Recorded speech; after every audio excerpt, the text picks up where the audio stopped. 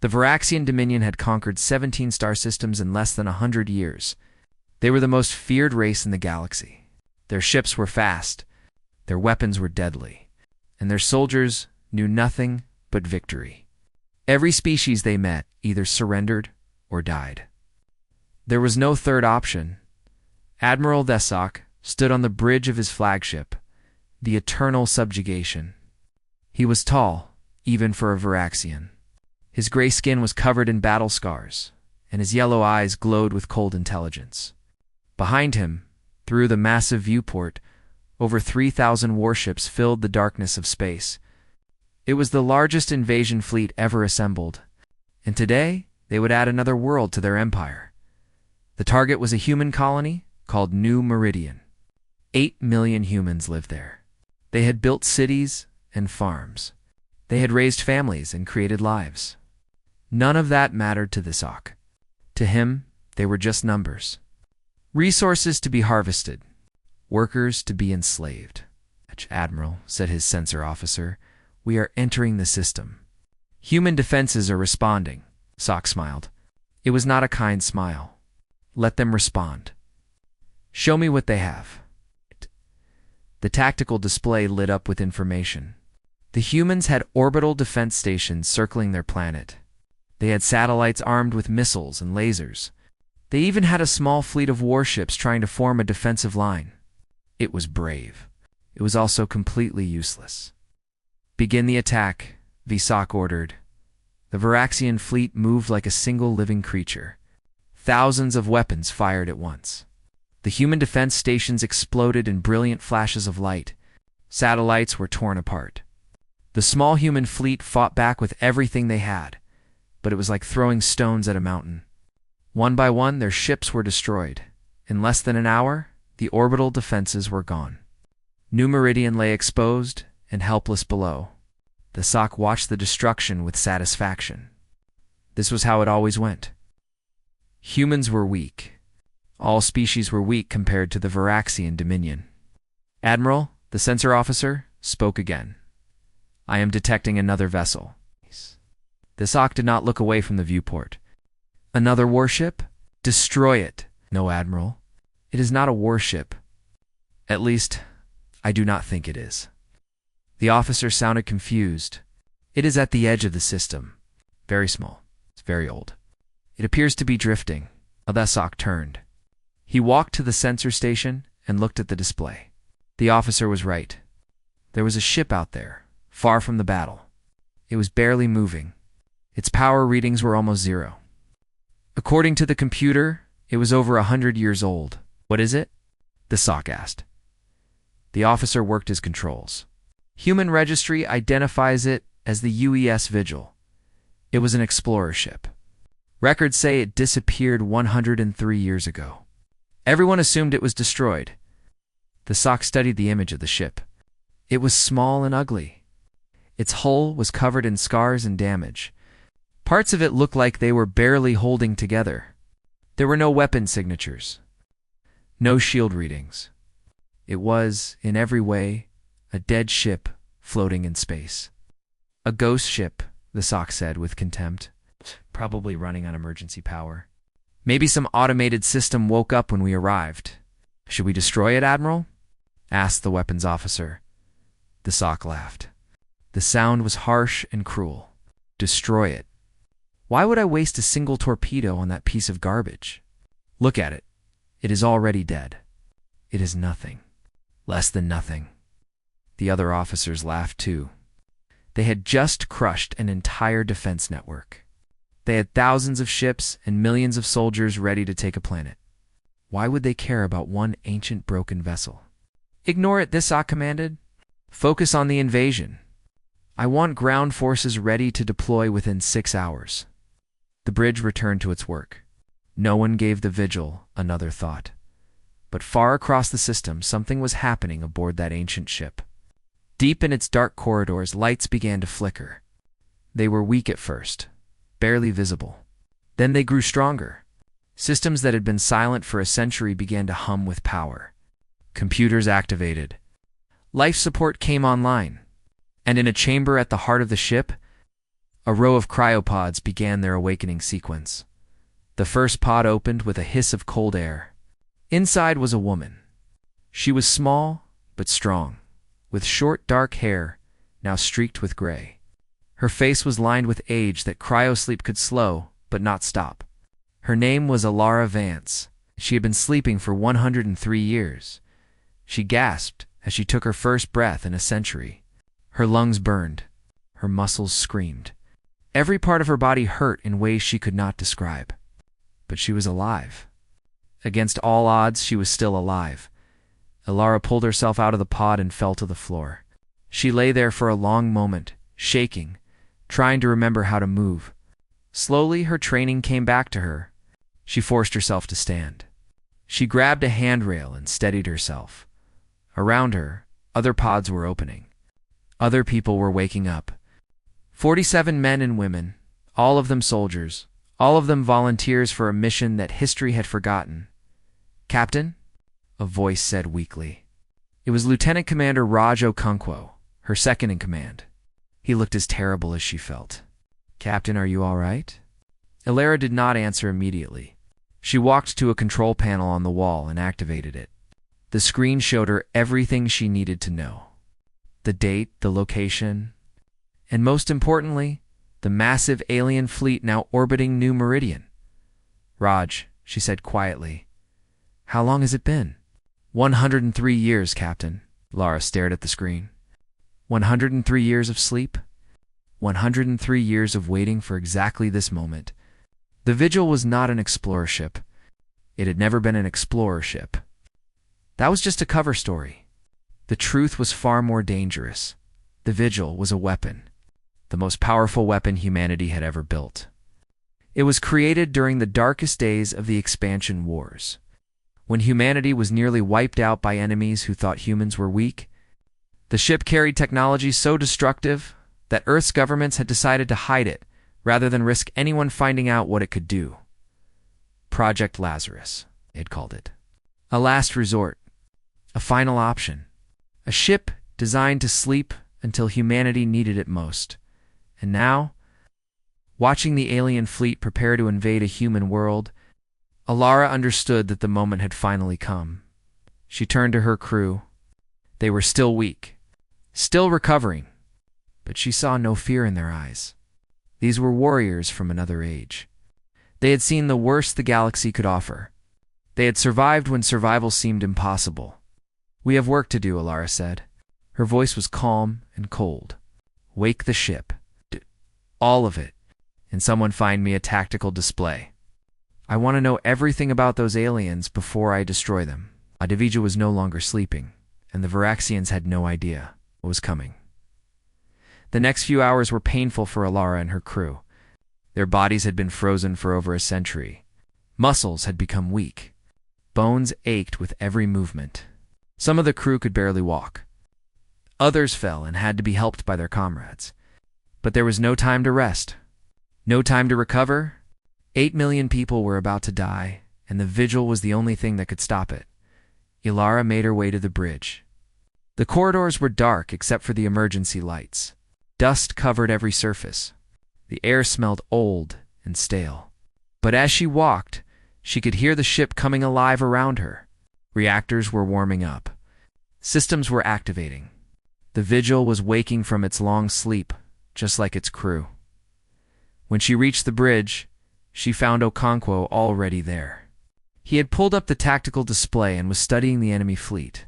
His face was grim. "Tell me what we are facing," Alara said. Okonkwo pointed to the display. 3,217 enemy vessels. They call themselves the Varaxian Dominion. According to the ship's database, they have conquered 17 star systems in the past 94 years. They enslave the populations they conquer. Those who resist are killed. Lara studied the information. The Varaxians were brutal and efficient. Their technology was advanced. Their fleet was massive. Any normal human force would have no chance against them. But the Vigil was not a normal human force. "What is their formation?" she asked. "Standard conquest pattern. Capital ships in the center for orbital bombardment. Carriers in the rear ready to deploy ground forces. Destroyers and cruisers spread out in a defensive screen. Okonkwo paused. They are not expecting a fight. Their formation is designed for attacking a planet, not for ship-to-ship combat. Good, Alara said. That is their first mistake. More crew members arrived on the bridge. They moved slowly, still fighting the effects of cryosleep, but they took their stations without complaint. These were veterans of the expansion wars, the darkest period in human history. They had fought against enemies who wanted to wipe humanity from existence. They had lost friends, family, and entire worlds. But they had never given up, and they were not going to give up now. Dr. Sarah Kim arrived last. She was the ship's chief medical officer, and she looked worried. Captain, the crew needs rest. Their bodies are not ready for combat. If we push too hard, people could die. Ilara understood. But she also knew there was no choice. Doctor, in 6 hours, those aliens will begin their invasion. 8 million people on that planet will be enslaved or killed. Men, women, and children who have never hurt anyone. Families who just want to live in peace. She looked at the doctor with eyes that held a century of pain. We did not sleep for 100 years to watch innocent people die. Whatever this costs us, we pay it. Understood? Dr. Kim was silent for a moment. Then she nodded. Understood, Captain. Lara turned back to the tactical display. Status of weapons systems. Still coming online, reported Lieutenant Chen, the weapons officer. She was young when they went to sleep. Now she was technically over 100 years old, but she still had the same fierce determination in her eyes. Primary systems will be ready in 4 hours. Secondary systems in 3. What about the main weapon? Everyone on the bridge went quiet. They all knew what she was talking about. The Vigil's main weapon was not just powerful. It was terrifying. It was the reason the ship had been hidden away. It was the reason they had all volunteered to sleep in the darkness of space, waiting for a day that might never come. The main weapon needs 6 hours to fully charge, Chen said quietly. Alara did the math in her head. 6 hours until the invasion began. 6 hours until the weapon was ready? It would be close. Too close. Begin charging it now, she ordered. And prepare all other weapons. We will use everything we have. As the crew worked, Alara walked to the main viewport. She could see the Varaxian fleet in the distance. Tiny points of light against the darkness. They had no idea she was watching them. They had no idea what was coming. She thought about the people on New Meridian. 8 million souls who had built a life on a distant world. They had probably never heard of the expansion wars. They had probably never known the fear of facing an enemy that wanted to destroy everything they loved. They had grown up in peace, believing the galaxy was safe. They were about to learn the truth, but Alara would make sure they survived to learn it. Captain Okonkwo said, I have been thinking about our approach. If we move toward the fleet at maximum speed, they will detect us and respond. Our best chance is to drift closer, keeping our power signature low. Let them continue to think we are just a dead ship, Alara nodded. Agreed. We will be ghosts until the moment we strike. She paused, thinking. What is our current distance from the enemy fleet? 200,000 kilometers and closing. At our current drift speed, we will be within optimal weapons range in 5 hours. It was going to be tight.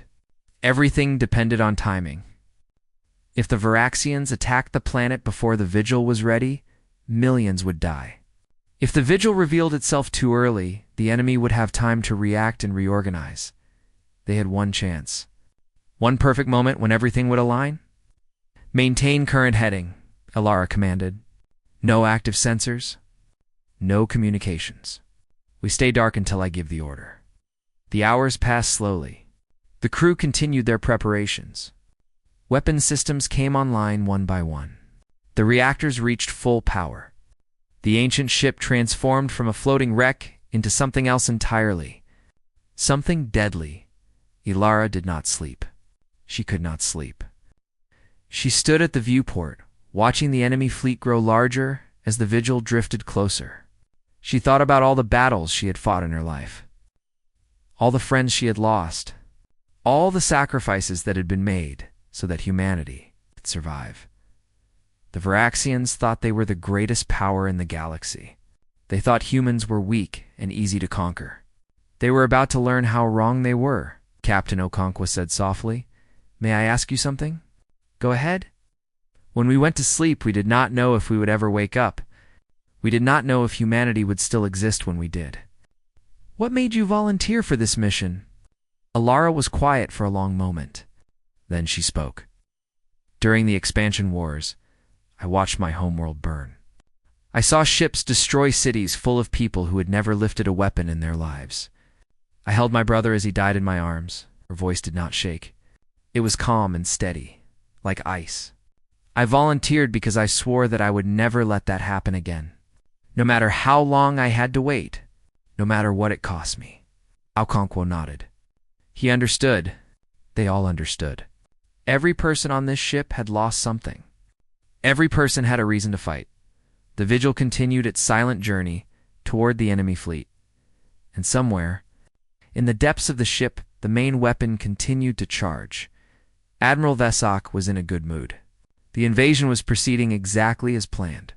The human defenses had been destroyed. The planet lay helpless before him. In just a few hours, his ground forces would descend upon New Meridian, and another world would belong to the Varaxian Dominion. He sat in his command chair, reviewing reports from his subordinates. Troop transports were loaded and ready. Landing zones had been selected. The humans had tried to send distress signals, but Varaxian jammers had blocked most of them. Even if help was coming, it would arrive far too late. Admiral, said his communications officer, we are receiving a transmission from the surface. The human governor wishes to speak with you. Asak smiled. Put it through. I enjoy hearing them beg. The view screen flickered, and a human face appeared. It was an older man with gray hair and tired eyes. His name was Governor Chen, and he looked like he had not slept in days.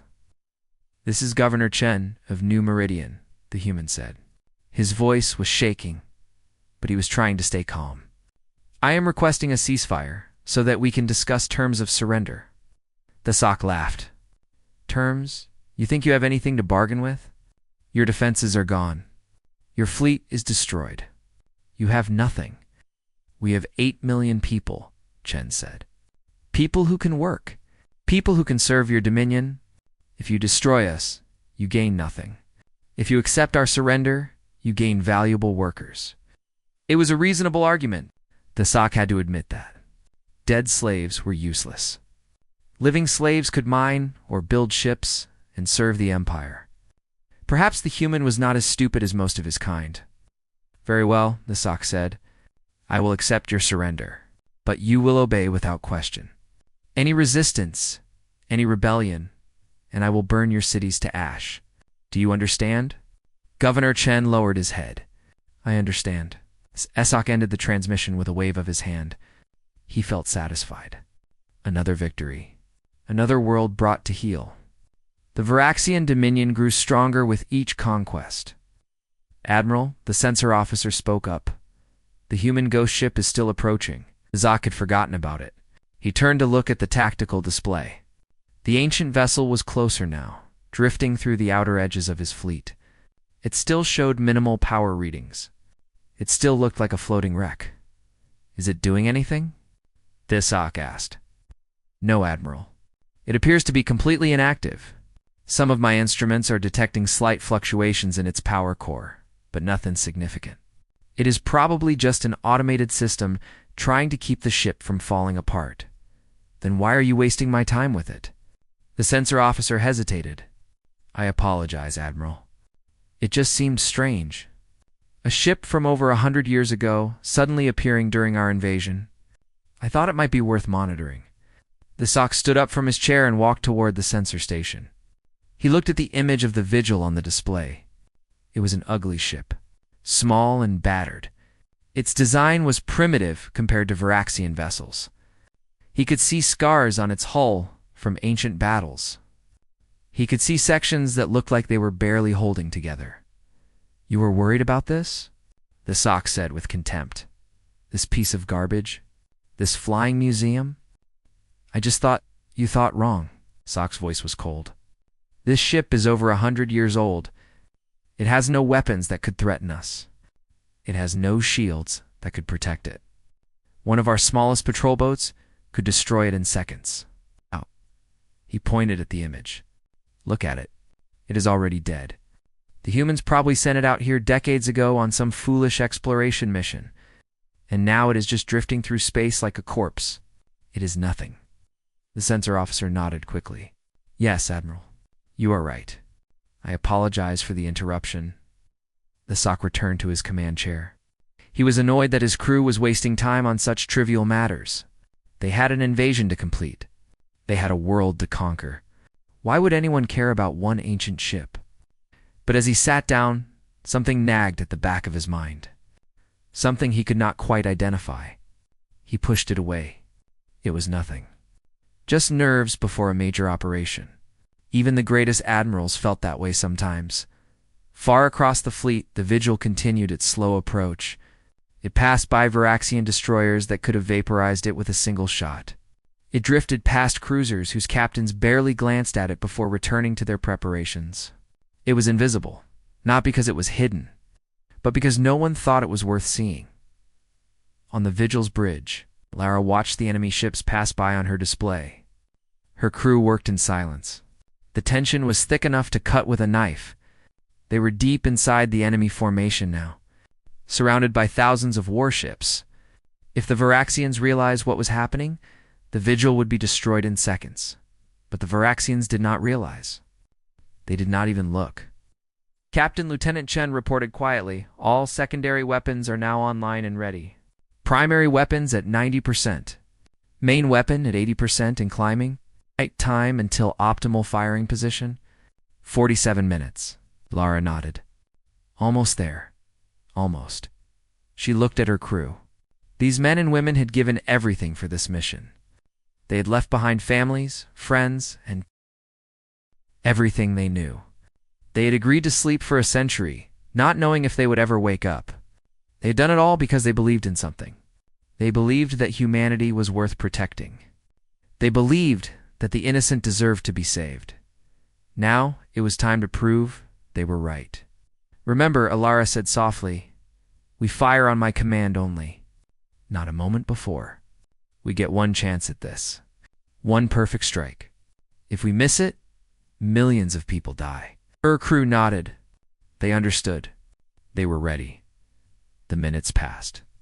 The Vigil drifted deeper into the heart of the Varaxian fleet. Capital ships loomed around them like mountains of metal and death. Carriers the size of cities floated past, their hangars filled with troops ready to descend upon New Meridian. And still, no one paid attention to the ancient human vessel. On the eternal subjugation, Admiral Desak gave the final orders for the invasion. Troop transports began moving toward the planet. Artillery ships took position for orbital bombardment. Everything was ready. In less than an hour, New Meridian would fall. The Sock allowed himself a moment of pride. This was his greatest victory. 17 systems conquered, and now 18. The Varaxian Dominion would remember his name forever. He had no idea that his name would be remembered for a very different reason. The Vigil reached its final position. It was now at the center of the enemy formation, surrounded by hundreds of capital ships. The main weapon was fully charged. All systems were ready. Alara stood at her command station, her hand hovering over the firing controls. She thought about all the people on New Meridian. The families. The children. The people who had done nothing wrong except exist in a galaxy full of predators. Not today, she thought. Not while I am still breathing. She opened a channel to her crew. Her voice was calm, steady, cold as the void of space. All stations. This is the captain. Prepare to fire on my command. Target all capital ships first. We end this in one strike. Around her, her crew made their final preparations. The Varaxians still did not notice, and in exactly 3 minutes, they would learn the price of their arrogance. The moment arrived at exactly 0347 shipboard time. The Vigil had reached the heart of the Varaxian formation. Capital ships surrounded it on all sides. Carriers floated nearby, their troops ready to launch. Destroyers and cruisers filled every direction, over 3,000 enemy vessels, and not one of them was paying attention to the ancient human ship in their midst. On the bridge of the eternal subjugation, Admiral de Soc was preparing to give the final invasion order. His troops were in position. His artillery ships were locked onto targets on the planet's surface. Everything was perfect. Then his sensor officer made a sound. It was a strange sound. A choking, gasping noise that de Soc had never heard before. He turned to look at the officer, annoyed by the interruption. Ow, what is it now? The sensor officer was staring at his display. His face had gone pale. His hands were shaking. Admiral, he whispered, the human ship. The ghost ship. Its power signature. It is ... It is what? De Soc demanded. It is higher than our entire fleet combined.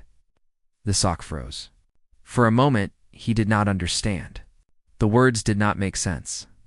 How could one ancient ship have more power than 3,000 Varaxian warships? He spun toward the viewport and looked out into space. The Vigil was visible now, floating among his fleet, but it was no longer dark and dead. Light was racing across its hull in complex patterns. Panels that had seemed like damage were sliding open to reveal hidden compartments.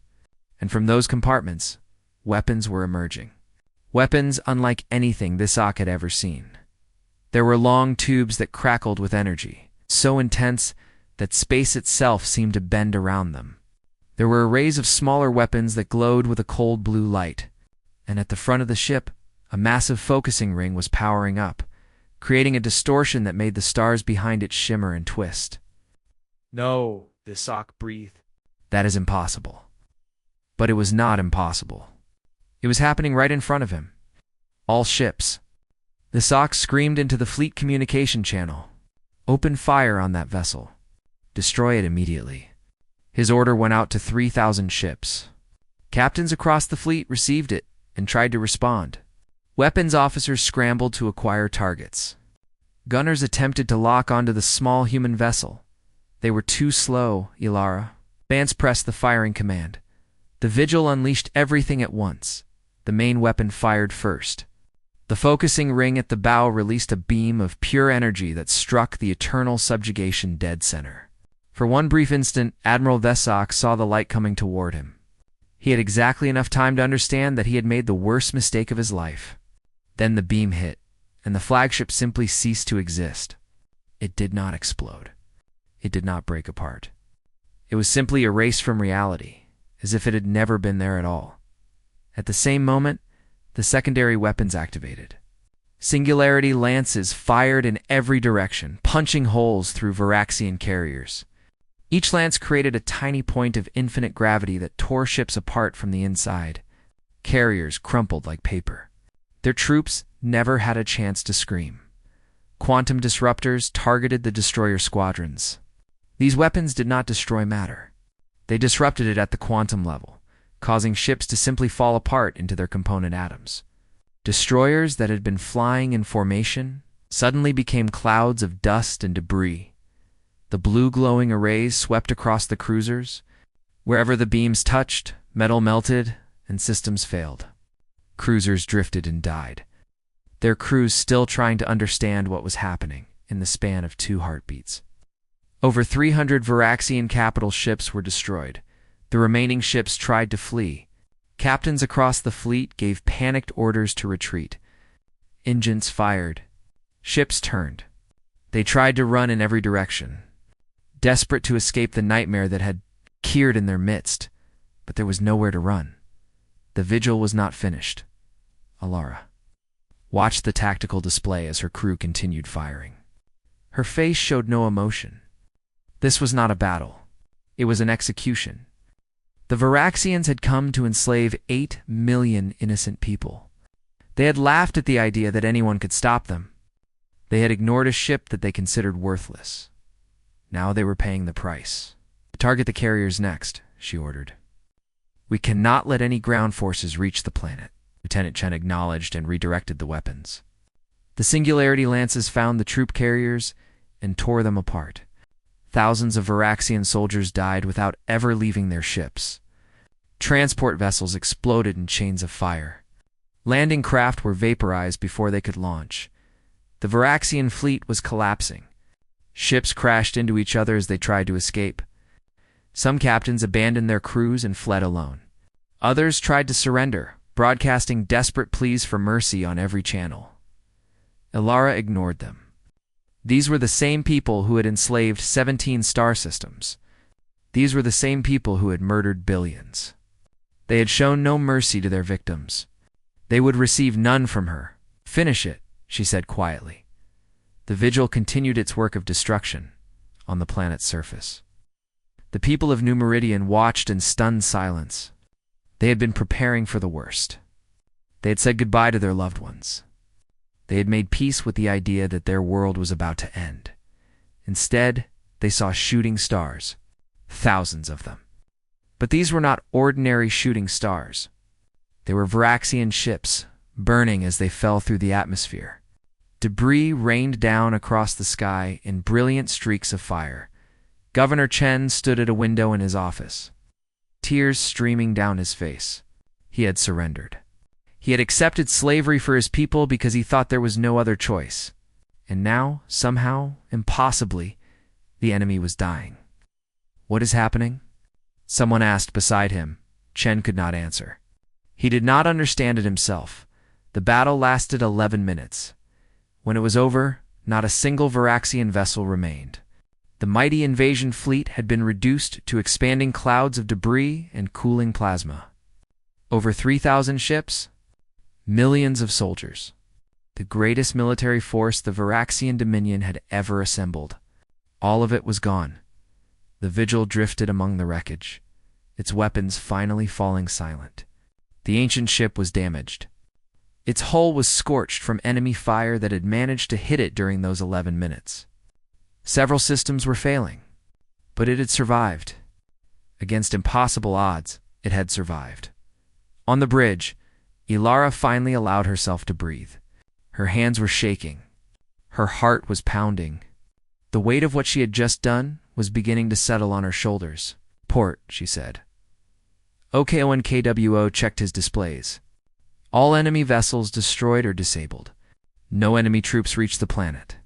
New Meridian is safe. Safe. Such a simple word for such an incredible thing. Lieutenant Chen spoke next. "Captain, we have multiple casualties among the crew. The doctor reports 12 wounded, 3 seriously. No deaths." Ilara nodded. They had been lucky. Incredibly lucky. The enemy had been so surprised, so disorganized, that they had barely managed to fight back. If the Varaxians had been ready, if they had taken the vigil seriously, the outcome might have been very different, but they had not taken it seriously. They had ignored it. They had laughed at it, and that arrogance had cost them everything. "Open a channel to the planet," Ilara ordered. "Let them know the threat is over." As her communications officer worked, Ilara walked to the viewport. She looked out at the field of debris that had once been an invasion fleet. Somewhere in that wreckage were the remains of Admiral Desok and his flagship, the admiral who had dismissed the vigil as a piece of garbage, the admiral who had been so certain of his victory. "You were wrong," Ilara whispered to the void. "You should have paid attention." The vigil hung in space, silent and victorious, and across the galaxy. News of what had happened began to spread. The silence after the battle was strange. For 11 minutes, space had been filled with fire and destruction. Now there was nothing. Just the quiet hum of the vigil's systems and the distant glow of New Meridian's sun. Ilara stood on the bridge, surrounded by her crew. They had done the impossible. 47 people in a ship that was over 100 years old had destroyed the largest invasion fleet in Varaxian history. It seemed like a dream. It felt like madness, but it was real. The debris floating outside the viewport was proof. "Captain," the communications officer said, "I have established contact with the planet." "Governor Chen is asking to speak with you?" Lara nodded. "Put him through." The main view screen flickered to life. Governor Chen's face appeared. He looked different now. The fear and despair that had been in his eyes were gone. In their place was something else. Wonder, gratitude, and tears that he was not trying to hide. Unknown vessel, Chen said, his voice trembling. This is Governor Chen of New Meridian. Who are you? Who did this? Ilara stepped forward so the camera could see her clearly. Governor, this is Captain Ilara Vance of the United Earthship Vigil. We apologize for our late arrival. We have been sleeping for quite some time. There was a long pause. Chen seemed to be struggling to understand what he was hearing. Sleeping? He finally said. What do you mean? It is a long story, Governor. One that I will be happy to tell you when there is time. For now, please know that your people are safe. The Varaxian fleet has been destroyed. No enemy forces reached your planet. Chen closed his eyes. His shoulders shook with sobs that he could not control. Around him, his staff members were crying too, hugging each other, falling to their knees in relief. Thank you, Chen whispered. God, thank you. We thought we were going to die. We thought there was no hope. There is always hope, Ilara said. Humans have a way of surviving when others think we should fall. We've been doing it for a very long time. Transmission ended, but the messages did not stop. Across New Meridian, people were celebrating. They poured into the streets, shouting and singing and crying tears of joy. They had been preparing for slavery and death. Instead, they had witnessed a miracle. On the vigil, the crew began the slow work of assessing damage and caring for the wounded. Dr. Kim moved through the medical bay, treating burns and injuries from the battle. The ship was hurt, but it would survive. They all would survive. Okonkwo approached Ilara quietly. Captain, we need to decide what happens next. Ilara knew what he meant. The Vigil's existence was no longer a secret. The entire galaxy would soon know about the ship that had destroyed a Varaxian invasion fleet. Questions would be asked. Answers would be demanded. Contact Earth Command, she said. Use the emergency protocols from our mission briefing. Someone there must still know about Project Lazarus. And if they do not, then we explain. We tell them everything. Ilara paused. We have been ghosts for 100 years. It is time to come back to life. Okonkwo nodded and went to work on the transmission. Meanwhile, across the galaxy, the news was spreading faster than anyone could have imagined. Varaxian survivors had sent distress signals before their ships were destroyed. Other species had monitoring stations that detected the battle. Within hours, every major power in the galaxy knew what had happened at New Meridian. The reaction was immediate and profound in the Varaxian Dominion. There was panic. Their greatest fleet, their mightiest warriors, had been wiped out by a single human ship. The leaders who had ordered the invasion faced angry crowds demanding explanations. How could this happen? How could humans, who they had always considered weak and inferior, possess such terrible power? Fear spread through Varaxian space like a disease. For the first time in their history, they were not the hunters. They were the prey. Other species reacted differently. Some were terrified. If humans could destroy a Varaxian fleet, they could destroy anyone. Old alliances were questioned. Old enemies suddenly seemed less threatening compared to the humans, but others felt something else. Hope. Across the galaxy, there were species that had suffered under Varaxian aggression, worlds that had been conquered, peoples that had been enslaved. They had lived in fear for generations, believing that no one could stand against the Dominion. Now they knew that was not true. A single human ship had proven that the Varaxians could be beaten. If one ship could do that, what could a fleet do? What could an alliance do? Messages began arriving at human space. Requests for meetings. Offers of friendship.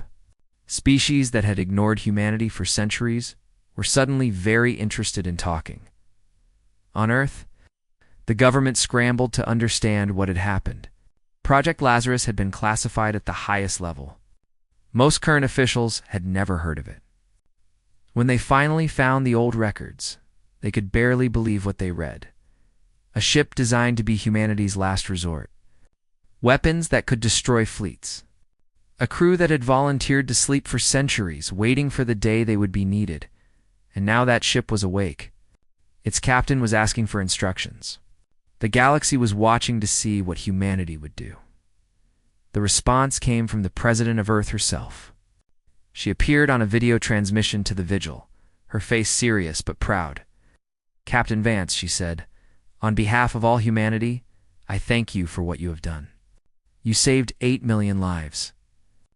You showed the galaxy that humans will not be conquered without a fight. Alara stood at attention, her crew behind her. We were just doing our duty, Madam President. Your duty has changed the course of history. The President paused. What are your intentions now, Captain? It was a good question. Alara had been thinking about it ever since the battle ended. The Vigil was damaged but could be repaired. Her crew was tired but still capable. And the galaxy was full of others like the Viraxians.